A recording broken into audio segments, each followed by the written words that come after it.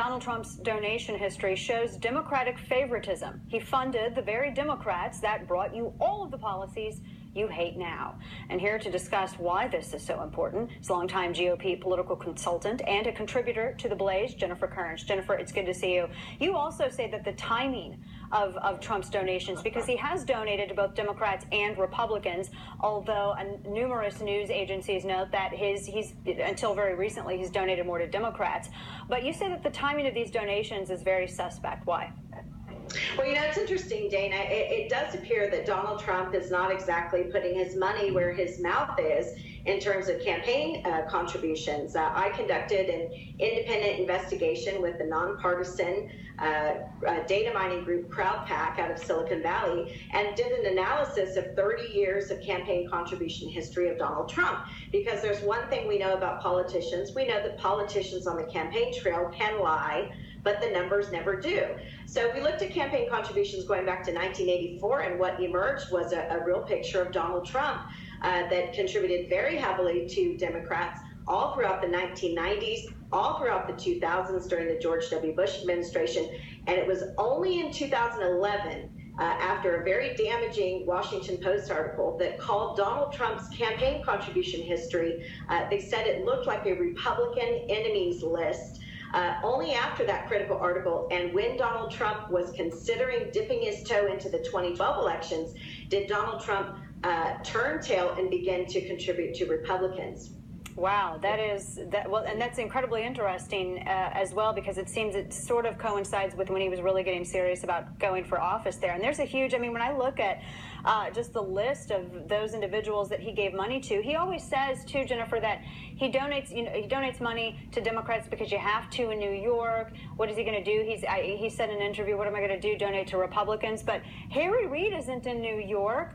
Dick Durbin's not in New York. And Harry Reid got almost $9,000. Dick Durbin got quite a lot of money. The DNC, the DSCC, the DCCC.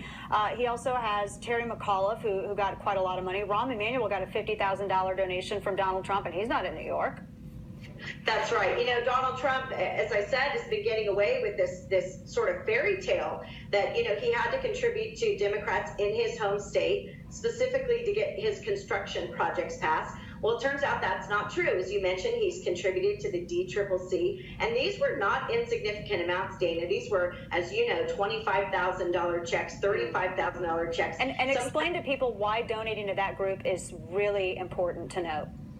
Sure. Well, you know, this is different than perhaps Donald Trump having a personal relationship with a politician where someone asked him personally to write a check and he believed in the individual. Donald Trump was providing institutional money to the Democrat political machine during years, critical election years, when they were fighting against Republicans. For example, Donald Trump contributed significant amounts of money to the DCCC in years like 2006, which was a midterm election year, 2002, 1997, and 1994. Those were all critical election years for congressional races and U.S. Senate races across the United States of America. So it is not a stretch by any means to suggest that Donald Trump was contributing to the Democrat Party and the Democrat political machine in years where many Republicans were fighting for their political careers across the country. And when he did donate to Republicans, Jennifer, from everything that I have seen, he didn't donate to the grassroots groups. I know he said in 2009 that he wouldn't identify with he doesn't identify as a Tea Party or with that movement,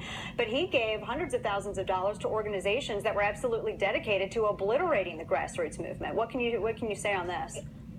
Yeah, you know, it's interesting. I know you were around when the Tea Party began, as was I. Look, I think a lot of Tea Partiers would be interested to know that Donald Trump contributed to Harry Reid in Nevada when Sharon Angle, the Tea Party favorite, was trying to take out Harry Reid.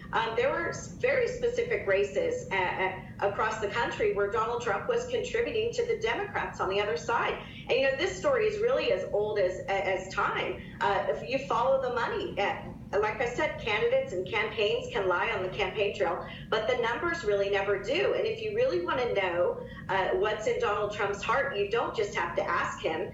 People look no further than the scripture that says, where your treasure lies, there lies your heart.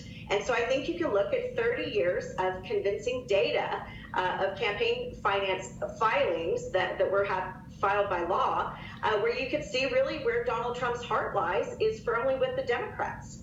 Absolutely. Jennifer Kearns with TheBlaze. Jennifer, thank you so much. Great work. Good to see you. Thanks. See, this is the information that I used to help solidify my opinion, and I'm just putting it out there for you. When we come back, we are going to dispel Trump's myth that he's such a staunch advocate of the Second Amendment and always has been. Our economy is